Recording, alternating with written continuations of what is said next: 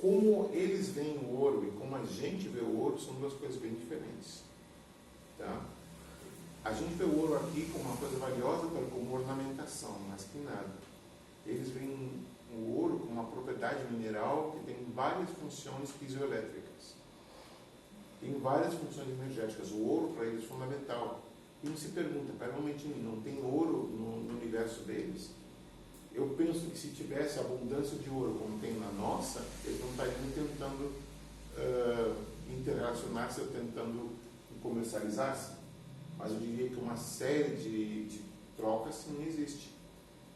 Então, eu diria que quando vocês veem filmes que ensinam que de repente uma força militar nossa vá buscar outros planetas para buscar tecnologias e trazer para a Terra, aí não é tão ficção assim.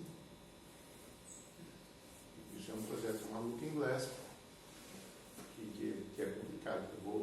Para que falar para o Looking Glass, a gente tem que passar a noite inteira falando disso. Por isso que eu estou escrevendo um livro sobre isso, que é a verdadeira história de Dulce.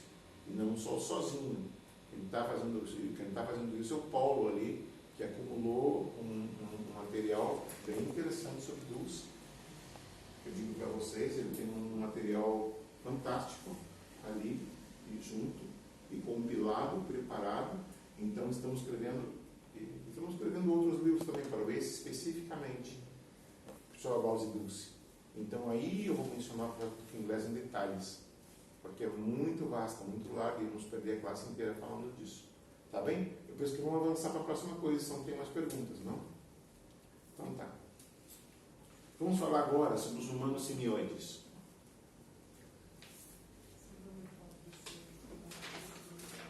Todos eles têm uma relação em comum. Nenhum deles é do nosso universo. Nenhum deles. Então, vocês perguntam, e como que chegaram aqui? Chegaram aqui por portais. De acordo com o que eu expliquei para vocês a diferença de um portal e um vortex, tá? Que os vortexes sempre estão no ar, e os portais podem ter contato com a Terra. E esses seres aparecem em regiões distintas. Então, vamos ver cada um desses seres. Por que eles são chamados de humanos simioides? Que todos eles têm características primatas. Que é uma característica primata? Eles são altos, fortes, têm pelo e se parecem a seres primitivos. Imaginamos que seja um ser primitivo, que anda desnudo, sem roupa. Agora, o que nos faltou pensar é o seguinte: vocês já viram um jagara ou um grey, como vocês dizem, usando gravata e sapato e tudo isso? Eles estão nus também, não? Esses seres. Nunca se viu esses seres ensinando genitália. A genitália deles está coberta. Quer dizer, a nossa ideia de definir algo primitivo, baseado em aparência, isso não faz nem lógica. Tu não pode jogar um livro para cá, porque tu não sabe o conteúdo desse livro. Então tu vê esses seres, tu imagina automaticamente que esses seres são seres primitivos, não são. Tanto que é o seguinte, quem sabe algum ataque de um pé grande contra uma pessoa?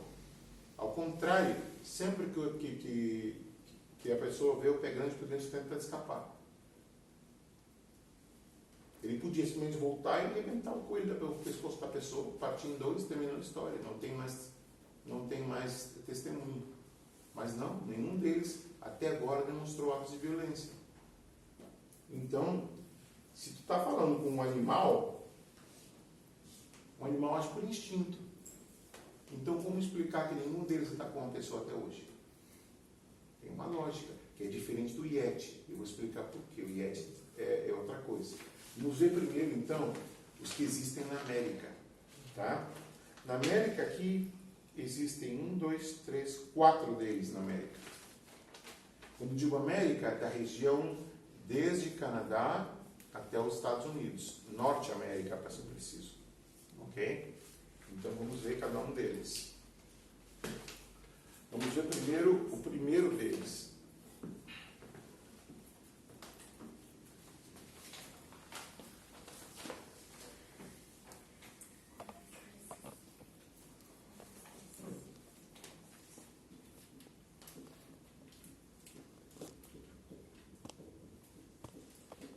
O primeiro deles é o Sasquatch.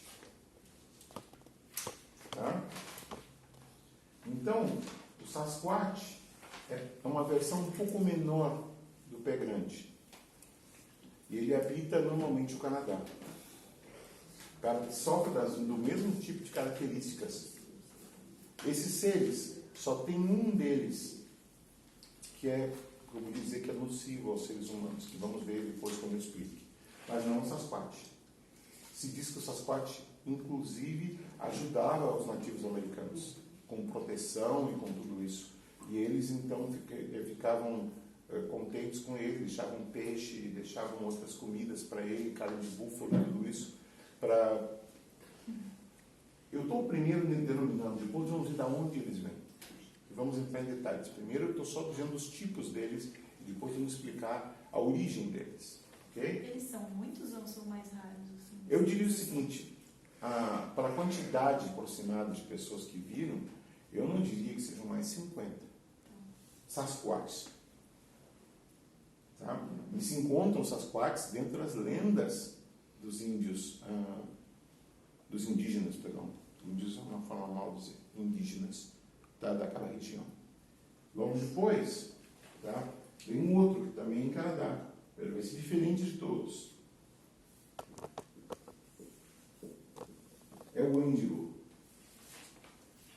O Wendigo, ele tem várias razões para ser diferente. Primeiro, ele é totalmente branco, com a pele branca. E ao contrário dos outros, ele tem uma cauda. Ele é mais ou menos um pouquinho menor que o Sasquatch, mas é tremendamente agressivo. Qual é a altura deles, mais ou menos? Eu diria que um Sasquatch estaria entre 8 a 9 pés de altura. Esse é pequeno, esse teria como 7, mais ou menos. Mas esse cá é violento, esse cá... Ele não ataca grupos, ele ataca pessoas individuais. Ele não... E sabe uma coisa também, que ele tem um território marcado com urina. Ele urina naquelas árvores e é o território dele. Se uma pessoa entra aí, ele vai e caça essa pessoa. E não sei por que come, não é por necessidade, mas por ritualística, penso. Porque ele não tem necessidade ele tem outras coisas. Tanto sabe que a maior parte dos animais, eles são herbívoros, eles comem peixe, raramente comem carne, alguns deles comem. O Sasquatch come carne, mas não sempre. E come carne só que está curada. Carne, assim como diz curada, salgada, põe sal, que é carne seca, isso é o que ele come. Se tu põe para ele a carne sangrenta, ele não toca. Ele não quer saber disso, ele come da outra. Mas não essa. Esses seres que você está falando, eles existem hoje? Eles sempre existiram desde que se conhece o tempo. Eu vou explicar depois por que e de onde vem. Eu estou só dando a classificação deles primeiro, para que vejam as diferenças. Então, esse Wendigo, ele é branco, ele tem uma cauda, tá? E é agressivo. Mas agressivo se tu entra no território dele. Ele não sai do território dele para buscar alguma coisa. O território dele é marcado por esse forte cheiro de urina. Uma amônia bem estranha. É como se descobriu a origem dele, porque nenhum desses seres é daqui. Eles não têm... Um pouco de matéria fecal que se encontrou denominou que esses seres não são de aqui, por várias razões. Tá? Logo depois, temos, seguindo aqui, tá? Vamos ver o Bigfoot. O Bigfoot é o maior deles. Ele tem mais ou menos até 10 pés de altura. Quer dizer, eu não sei como seria... 3 metros. Algo assim com 10 metros. 7 pés dá 2 metros, mais ou menos. 7 metros por 7 pés. E agora, Quanto 33 com 33. Então, o Bigfoot é diferente. O Bigfoot é o mais gentil de todos. Existem casos que o Bigfoot atacou a grizzly bears para defender pessoas. E ganhou o grizzly bear. Sabe que o grizzly bear é o tipo de animal, o tipo de urso mais forte que eles têm em América. E é o mais bravo. O grizzly bear é um urso como vocês não podem imaginar, em termos de força, tamanho e ferocidade. E então se sabe que Bigfoot se tentou defender, era uma família que está acampando e fronteira com Canadá e Estados Unidos. Né? Um parque que eles estavam lá e sabem que veio esse grizzly atraído para a comida. E quando ele ficou de pé, porque ele vai atacar, e aquela família ia morrer. E do nada apareceu esse enorme simioide e entrou para lutar com ele, que não tinha necessidade de fazer isso. Por quê? Ele não estava atacando a ele, mas ele foi defender a família. Se lastimou, mas pôs o outro para correr. Que também não matou, ele teve condições, podia ter matado ao urso, para não matou. Depois ele para correr e defendeu a família, se machucou no processo.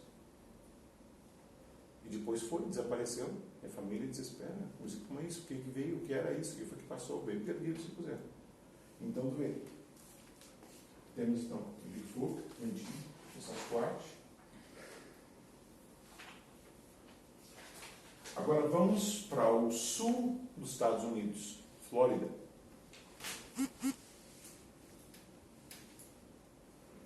O Skunk Ape. Isso é no sul dos Estados Unidos. Supostamente o Skunk Ape vive nos Everglades, que é a região pantanosa dos Estados Unidos. É um dos maiores pântanos do mundo, seguido por do Bayou, que é na região de Nova Orleans, por aí. Tá? Mas esse Skunk Ape é o menor deles. Ele teria mais ou menos como 2 metros só de altura. E ele chama Skunk Ape para o seguinte: skunk seria como um zurrilho. Como traduz skunk para português? Gambá? Seria esse como gambá? Esse que solta um cheiro ruim? Tá, pois então. E ape, o que parece um macaco. Então, o ape é como primata. Então, o cheiro dele é isso. Então, as pessoas que tiveram contato com o Skunk Ape, eles disseram sempre o seguinte: que primeiro tu sente aquele cheiro horrível de amônia com caca. E depois tu aparece. Esse não ataca ninguém, ele não quer saber de ninguém. Ele vive nos pântanos. Vocês sabem que nos pântanos ali, as únicas pessoas que vão são aquelas pessoas que vivem disso, que vivem caçando crocodilo, outras coisas mais, ou pescando, o que seja.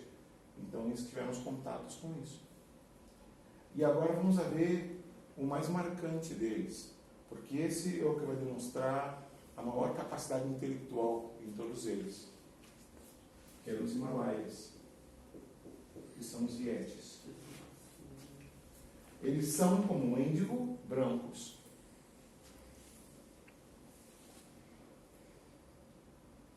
Os Yetis estão na região do Himalaia. Um Yeti não ataca ninguém. O que o Yeti faz às vezes é apontar caminho para os que estão perdidos no gelo e apontar a direção de onde eles têm que ir. Os peregrinos às vezes se perdem ali, aquelas tempestades, e a pessoa morre naquelas tempestades. Então, já vimos aqui os 5 tipos, tá, de humanos simioides. Agora vamos entrar em quem são eles, da onde eles vêm e como é que nunca